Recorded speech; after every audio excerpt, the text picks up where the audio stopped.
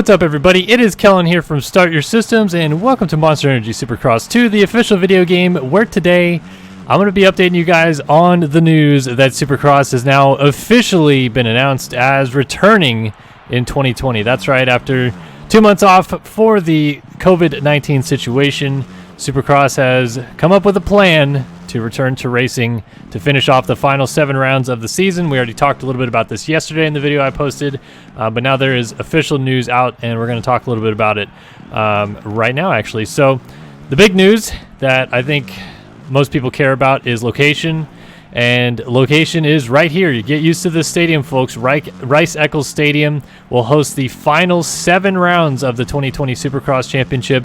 It would have hosted the final round of the 2020 Supercross Championship before this all shook down, but now it will host the final 7 rounds. What we don't know is if they're going to be changing up the track and how often, or you know, what exactly the situation is going to be with that. I personally would have to imagine they have a plan in place for changing the track every single time, but I'm sure that news will come out at a later time or a different date. But what the plan is they're going to start on May 31st, and then they're going to go Sunday, Wednesday, Sunday, Wednesday, Sunday, Wednesday, Sunday with races. So they're going to do, you know, that's basically 3 full weeks, I guess, of races in consecutive, 4-day stretches, essentially. All the races are going to be live on television, as far as we know. There hasn't been any announcement about tape delaying or live or anything like that, but as far as we know, it's going to be live, and the times are going to be all over the place. So if you want exactly the times that they're going to be, I can give you the link to the article in the description below, and you can go check. But 2 of the races, the first and last of these 7 rounds, so round 11 and round 17, are going to be on NBC. I think that they'll be live on NBC Sports Network, but then tape delayed on NBC.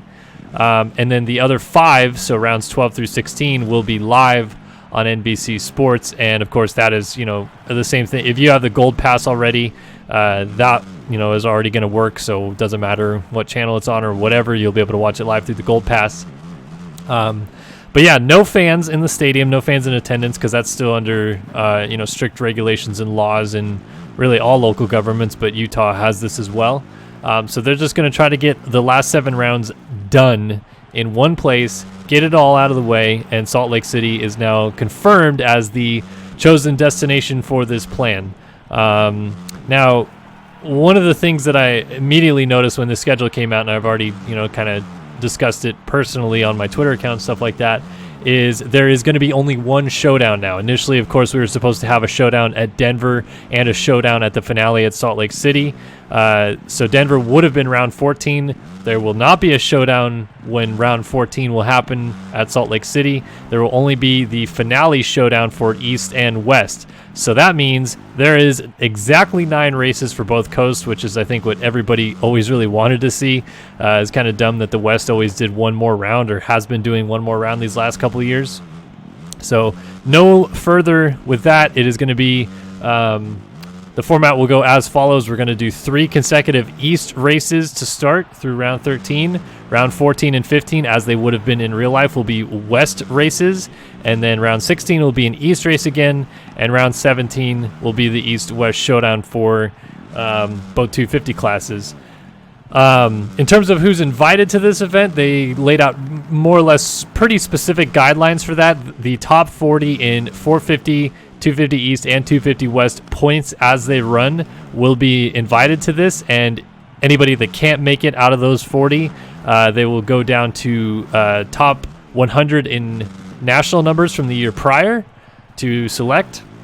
And once they get through all that, they will go back and look at prior qualifying times at other events. So, triple-digit privateers that aren't top 40 in points but have made night shows are suddenly, looking more possible as being invited if and when not all of the national number riders or all of the top 40 in points for every single class can effectively make it. So what you're really getting is eventually there will be 120 riders that will be selected to race 450, 250 East, and 250 West competition So obviously this isn't going to be a situation where we'll see 250 East or West guys jumping on a 450 to race the quote opposite coast at this point anymore. I would just have to assume they're going to stick with the coast and the bike that they're riding and go from there.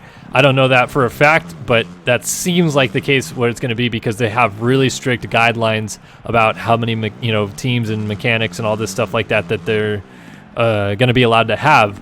Now, this wasn't really like explicitly announced in the press release, but you got the sense from this, and I feel like know maybe a little bit more about it, but they're going to try to keep them in one spot basically, or keep them as well monitored as possible with this situation, taking temperatures, making sure that within the last 48 hours they haven't been in contact with anybody that is outside of their normal group of people, i.e. family or even mechanics or team personnel.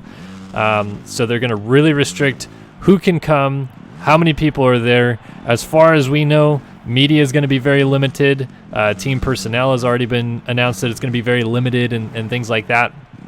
But once they have everybody there and situated and all that, they're just going to go bam, bam, bam, bam, bam with the races and try to get them all in. The formats will be with the 40 riders invited. There's no need to figure out who will be the fast 40 from qualifying. It sounds like they're going to have practice and qualifying options so that riders can try the track and stuff like that.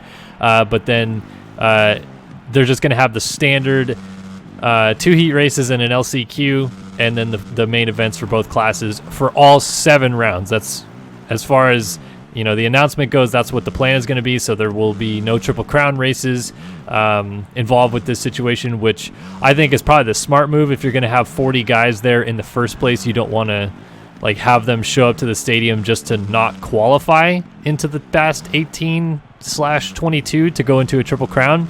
So you just want to make sure that everybody that is in the stadium from the beginning of the day is still there at the end of the day, and everybody's in kind of one big kind of group or family or whatever you want to call it.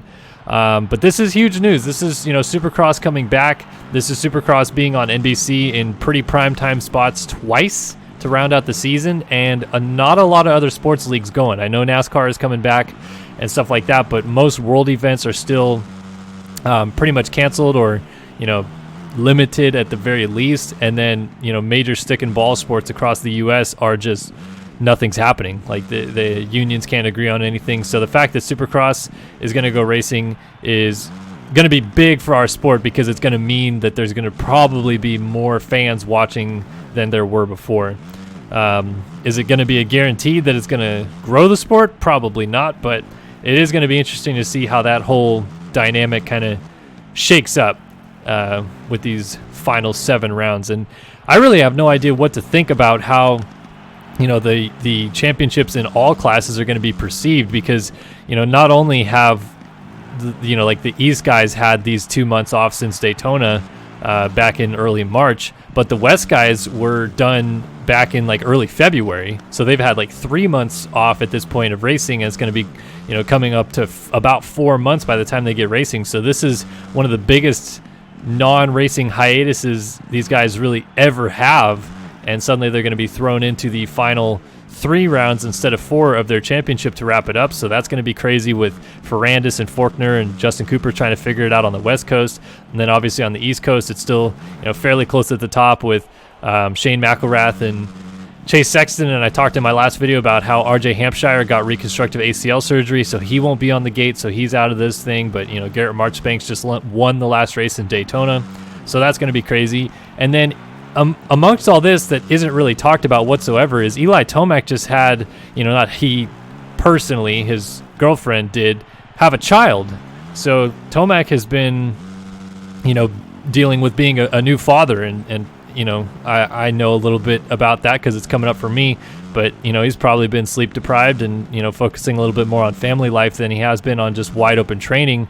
And I'm curious to see if that affects him at all. I don't think it will, because Eli Tomac is always in pretty terrific shape, and he's one of the better technical riders on the circuit that doesn't need to be in tip-top shape, I think, to really make it work. And I'm sure that now that it's been announced when this is going to start, that no longer is it he's been doing the same family stuff that he has been doing. He's going to buckle down and these next couple weeks train hard. But even so, once they get to Rice Cycle Stadium, they're really not supposed to leave Utah, and they're supposed to, kind of make everything work for the next, I guess, 3 weeks after they get there to get this season done. And that's going to be, I feel like, pretty tough if Tomac doesn't have his child and girlfriend show up, and then suddenly he has to go 3 weeks without seeing them. And oh man, that's got to be tough in its own right. But then another thing that I saw that was brought up today was, Salt Lake City is a pretty high elevation. I believe it's just over 4,000 feet in elevation. And Ken Roxon and a lot of people, not just Roxon, but Cian Cirillo, Baggett, Muscan, all these guys, they train in Florida, which is pretty much at sea level. Like, you're not really getting too much elevation in Florida really anywhere. It's a pretty flat state. But Eli Tomac has obviously been training in Colorado, his native Colorado, which is, I think where he trains is actually above a mile in the sky. So he's got that high altitude training pretty well down pat, and I'm curious to see how that kind of factors in as well. And there's a lot of variables to play, and we're going to try to break all that down in the next coming weeks and get that all figured out. But at least for right now, we know for a fact Supercross is expected to return May 31st at Salt Lake City Rice Cycle Stadium, in this very stadium that I'm riding in right now. So get used to it, like I said. And man, this is going to be wild. So as more details continue to come out and more information is made available, I'm happily going to try to update you guys as often as I can. Again, just like yesterday with the announcement that the announcement was coming, I wanted to get news out as fast as possible, so you guys kind of stayed pretty well in the loop. If you can, please head over to racerxonline.com and not only check out the article that we put up today about Supercross coming back, but check out all the other stuff that we have going up there every single day. And subscribe to the magazine if you're not already subscribed to Racer X Illustrated. It's a great magazine. You could get print or digital copy, or you could get both. So you could read it online, or you could read it in your hands. And that helps me out more than anything. So the fact that you guys subscribe helps keep me having a job there. And appreciate if you guys would do that as well. But yeah, that's been an update on Supercross returning to Salt Lake City, 7 rounds from May 31st to June 21st in Salt Lake City.